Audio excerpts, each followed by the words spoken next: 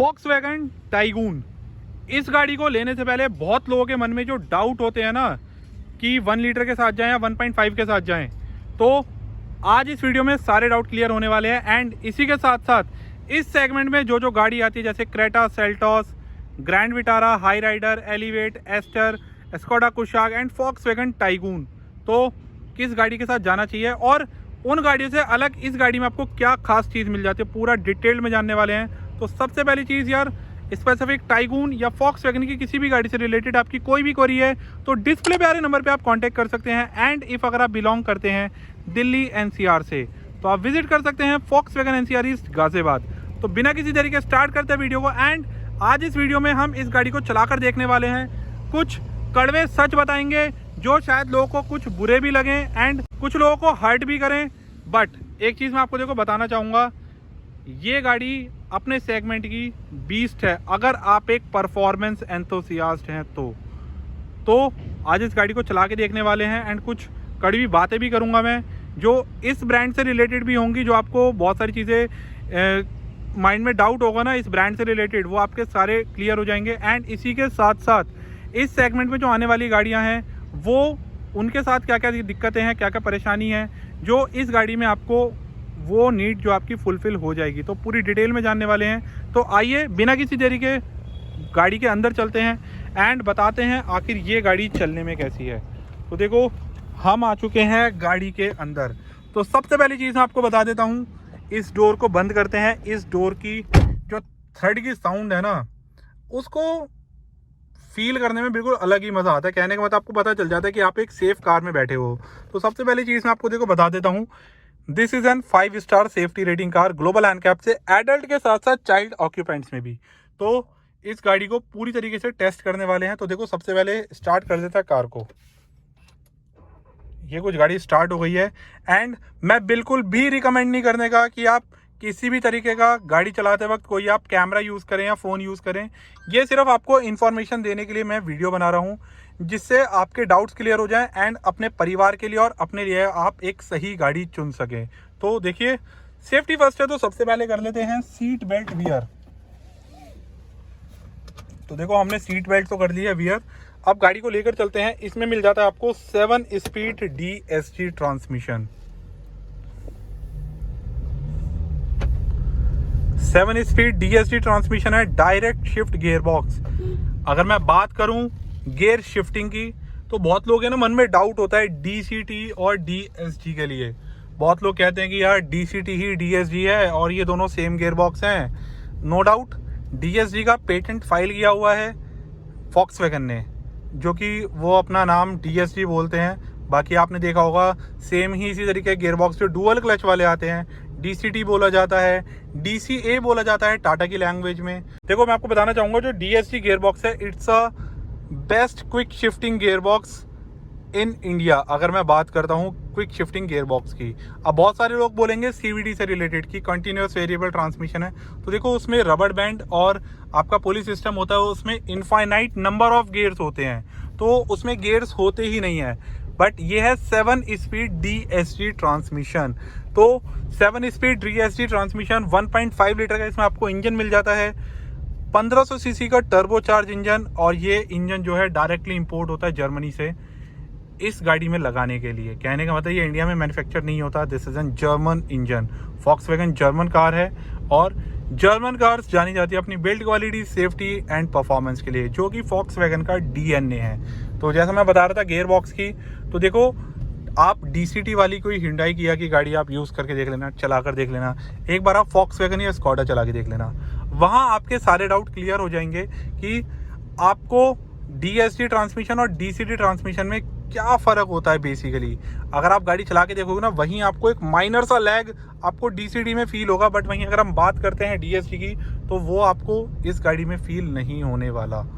तो देखो सबसे पहली चीज़ मैं बताना चाहूँगा, ये गाड़ी 1 लीटर 1.5 लीटर इंजन के साथ आती है। एट प्रेजेंट हम 1.5 चला रहे हैं। इट्स अ 4 सिलेंडर इंजन, काफ़ी ज़्यादा रिफाइन इंजन है, बिल्कुल साइलेंट इंजन है, 4 सिलेंडर इंजन है। एंड इसमें जो मिल जाती है ACT टेक्नोलॉजी आपको देखने के लिए मिल जाती है।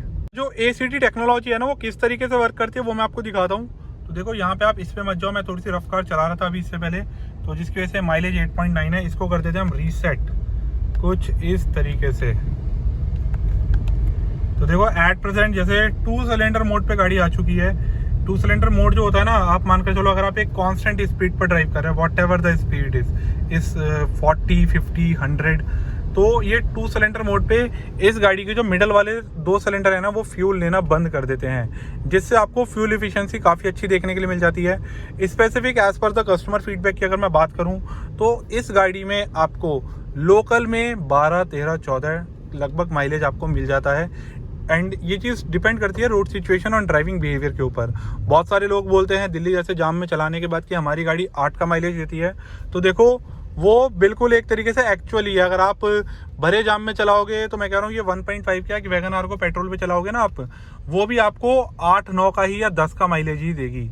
यहाँ पे आपको 8-9 का माइलेज भी मिल रहा है जाम में, और इससे अलग आप परफॉर्मेंस लेना चाहते हो, परफॉर्मेंस भी मिलती है। तो देखो वही चीज़ मैं बताना चाहूँगा, mileage is totally depending on road situation and driving behaviour. आप किस तरीके से ड्राइव करते हैं, आपकी कैसी रोड सिचुएशन है, किस गियर में गाड़ी चल रही है, तो ये चीज़ बहुत ज़्यादा मैटर करता है एक गाड़ी के माइलेज के लिए। तो इसीलिए आपने देखा होगा बहुत सारे कस्टमर्स को माइलेज अच्छा मिलता है, बहुत सारे कस्टमर्स को माइलेज की शिकायत बनी रहती है। और वो इस गाड़ी के साथ नहीं, वो आप कोई भी गाड़ी उठा के देख लीजिए, वहाँ पे आपको माइलेज की शिकायत मिलती ही मिलती है। ये शिकायतें आपको डीजल इंजन के साथ देखने के लिए नहीं मिलती, क्योंकि डीजल इंजन में आपको लोकल में भी काफ़ी अच्छा माइलेज मिल जाता है इन कंपैरिजन टू पेट्रोल के। अब बात करते हैं जो पावर की बात है, 150 PS 250 Nm ऑफ टॉर्क। इस गाड़ी में आपको 250 Nm का टॉर्क मिल जाता है 1600 RPM से। कहने का मतलब 1600 RPM से ये इस गाड़ी का टर्बो किक इन हो जाता है। कहने का मतलब आपको 2000 RPM का वेट नहीं करना पड़ेगा। जहां 1600 RPM हुए आप वहां पे गाड़ी से पंच ले सकते हैं। और 250 Nm का जो टॉर्क और 150 PS की पावर है ना वॉक्सवैगन की गाड़ियों में, ये चीज़ आप बिलीव करना, आप किसी नॉर्मल 85 PS की गाड़ी या 150 PS की गाड़ी आप मैं कह रहा हूँ कोई और चलाकर देखना सेम सेगमेंट की, उस गाड़ी को चलाने में और इस गाड़ी को चलाने में एक्चुअल में डिफरेंस आपको देखने के लिए मिलेगा। ये जो ऑन पेपर्स जो आपको पावर फिगर्स देखने के लिए मिलती है ना, और रियल लाइफ में ये कहीं ना कहीं उनसे प्लस ही आपको पावर देती हैं। तो ऐसी कुछ चीज़ें आपको वॉक्सवैगन के साथ देखने के लिए मिलती हैं। इस गाड़ी की बात करूँ तो जैसे मैंने आपको बताया 5 स्टार सेफ्टी रेटिंग एडल्ट के साथ साथ चाइल्ड ऑक्यूपेंट्स में। इसी के साथ साथ 4 साल 1 लाख किलोमीटर की ये गाड़ी स्टैंडर्ड वारंटी ऑफर करता है, जिसको आप 7 ईयर्स तक एक्सटेंड करा सकते हैं। टर्म्स एंड कंडीशंस अप्लाई होती हैं उसमें।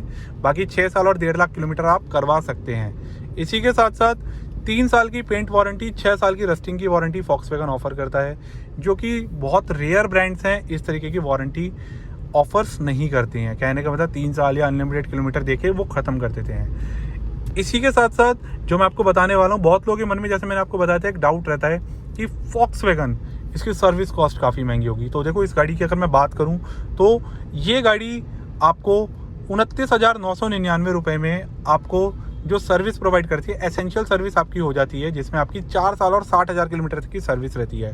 व्हील बैलेंसिंग अलाइनमेंट अलग रहता है, बिकॉज वो सर्विस से पार्ट थोड़ा सा अलग रहता है। ये 30,000 रुपये में आपको एसेंशियल सर्विस आपको मिलती है, जैसे कि आपका engine oil filter, air filter and pollen, जो आपकी बेल्ट जो रहती है आपकी टाइमिंग बेल्ट, वो इसमें इंक्लूड रहती है 30,000 रुपये के पैकेज में। इसी के साथ साथ मैं अगर बात करूं स्पेयर पार्ट की, बहुत लोग कहते हैं कि इसके स्पेयर पार्ट कॉस्टली हैं। नो डाउट, देखो पोलो, वेंटो, एमियो के टाइम में वॉक्सवैगन के स्पेयर पार्ट जो थे 90% तक पार्ट जो थे वो उसके इंपोर्ट हुआ करते थे। ऑब्वियस है जो पार्ट इंपोर्ट होंगे तो उन पर टैक्सेस इतने लग जाते हैं कि उस प्राइसिंग की अगर मानकर चलो किसी चीज़ की 500 रुपये प्राइसिंग है, तो ऑब्वियस है उसकी आराम से अपने आप ही 1000 रुपये उसकी गाड़ी की प्राइस हो जाएगा, उस पर इतना टैक्स लग जाता है। बट वहीं अगर मैं आज के टाइम की बात करूँ तो 95% तक पार्ट इसके लोकलाइज्ड हैं। और देखो एक चीज़ मैं और कहना चाहूँगा, अगर आप एक ऑटोमेटिक ट्रांसमिशन लेते हो कोई सी भी गाड़ी का लो AMT को छोड़ के, तो देखो गाड़ी के साथ एक्सटेंडेड वारंटी ज़रूर देना, क्योंकि देखो मशीनरी है, मशीनरी के साथ कुछ भी दिक्कत हो सकती है। And specific DCT, DSG and DCA जैसे ट्रांसमिशन की अगर मैं बात करूं तो आपने देखा होगा इन गाड़ियों के ना कुछ हीटिंग इश्यूज जो थे वो बहुत सारी गाड़ियों में देखने के लिए सामने मिल जाते हैं। वॉक्सवैगन गाड़ियों के साथ पहले ज़्यादा हुआ करता था, बिकॉज जब डीजल इंजन आया करते थे उनके इनिशियल टॉर्क काफ़ी ज़्यादा रहता है। एक आपके नॉर्मल RPM पे भी आपको डीजल गाड़ी में टॉर्क काफ़ी अच्छा मिल जाता है। वहीं अगर मैं पेट्रोल इंजन की बात करूं तो अगर आप किसी बम्पर टू बम्पर ट्रैफिक वाले आप एरिया में हैं और आपको पता है कि बिल्कुल आगे रेड लाइट है, गाड़ी रुकी हुई है, तो उस सिचुएशन में इस गियर बॉक्स को या तो आप न्यूट्रल पे कर दीजिए या पार्किंग पे कर दीजिए। देखो ये सिंपल वही चीज़ है, अगर आप एक गाड़ी को पुश कर रहे हैं और उसमें ब्रेक नहीं अप्लाई है तो आप जैसे करेंगे तो वो गाड़ी को आगे धकेलता रहेगा और आपकी तरफ से भी पावर थोड़ी कम लगेगी। वहीं अगर आप एक ब्रेक लगाकर गाड़ी को धक्का दिए जा रहे हैं, गाड़ी भी मूव नहीं हो रही है, आपकी ब्रेक शू भी घिसेंगे, उससे ब्रेक शू पे भी फर्क आता है, ठीक है। और इसी के साथ साथ आप पुश भी करे जा रहे हैं तो आपकी तरफ से तो एनर्जी वेस्ट हो रही है ना, तो सेम ऐसे इसके साथ भी एनर्जी वेस्ट हो रही है। वर्किंग में है तो इस पे लोड ज़्यादा पड़ता है, जिसकी वजह से, क्योंकि वेट क्लच होता है, ड्राई क्लच जिसे कहते हैं, ये ड्राई क्लच होता है, तो इसकी वजह से गाड़ी के जो गियर बॉक्स है ना वो हीट हो जाते हैं। This is only the factor. तो कुछ चीज़ों का अगर आप ध्यान रखोगे ना तो आप अपनी गाड़ी को एक हीटिंग इश्यूज वगैरह से, इन सब चीज़ों से बचा सकते हो। ये ऑटोमेटिक ट्रांसमिशन के लिए मैं बात कह रहा हूँ, और खासकर DSG, DCT एंड DCA जैसे ट्रांसमिशन के लिए। देखो ये चीज़ आपको खुल के कोई नहीं बताने वाला, शोरूम पे भी आप जाएंगे आपको बता देंगे कि हाँ सर ऐसा कुछ नहीं होता, लेकिन मैं आपको एक्चुअल चीज़ बात बता रहा हूँ जो एक्चुअल में होता है। बट इसका मतलब ये नहीं है कि आप DSG ट्रांसमिशन वाली आप गाड़ी लेना बंद कर दें। आप उन गाड़ियों को लीजिए, क्विक शिफ्टिंग ट्रांसमिशन है, लैग बिल्कुल जीरो रहता है गियर शिफ्टिंग में, बट इनको चलाने का तरीका है उस चीज़ पर आप थोड़ा सा फोकस कर सकते हैं। तो ऐसी कुछ चीज़ें रहती हैं कि लोग बाग गाड़ी तो ले लेते हैं, बट गाड़ी को किस तरीके से चलाना है वो चीज़ बहुत ज़्यादा मैटर करती है। तो देखो अगर मैं बात करूँ Volkswagen की ड्राइविंग क्वालिटी की, मैं इस गाड़ी को 100 चलाऊँ, 150 चलाऊँ, 160, 170 जितने की स्पीड पे चलाऊँ, ये गाड़ी मेरा कॉन्फिडेंस बिल्कुल भी लूज़ नहीं होने देती है। इस गाड़ी की आप कॉर्नरिंग की बात करो, इस गाड़ी की अगर आप चला रहे हैं हाई स्पीड में, कोई अनइवन बम्प आ जाए तो उसकी बात मैं करूं तो देखो सस्पेंशन थोड़े से स्टिफर साइड आपको मिलेंगे in comparison to other brands के।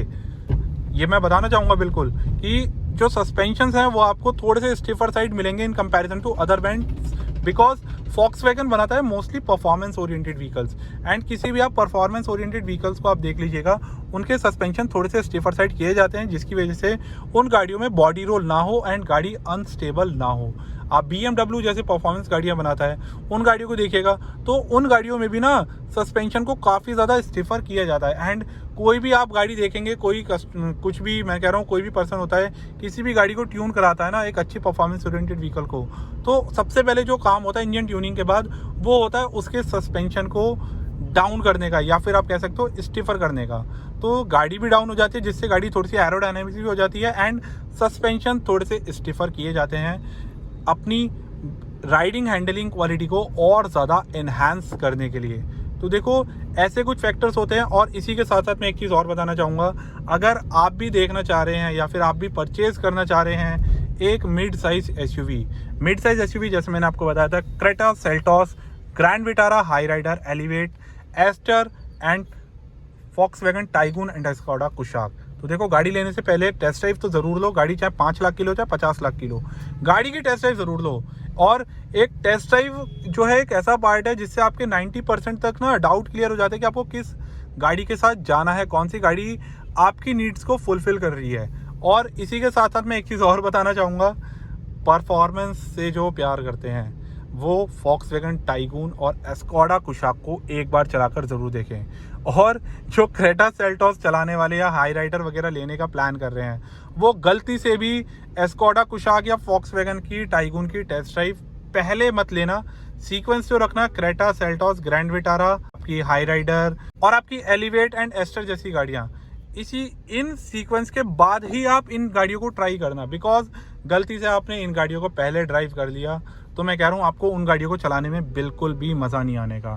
देखो कड़वा है मगर सच एक्चुअल में यही है। तो यही थी आज की वीडियो।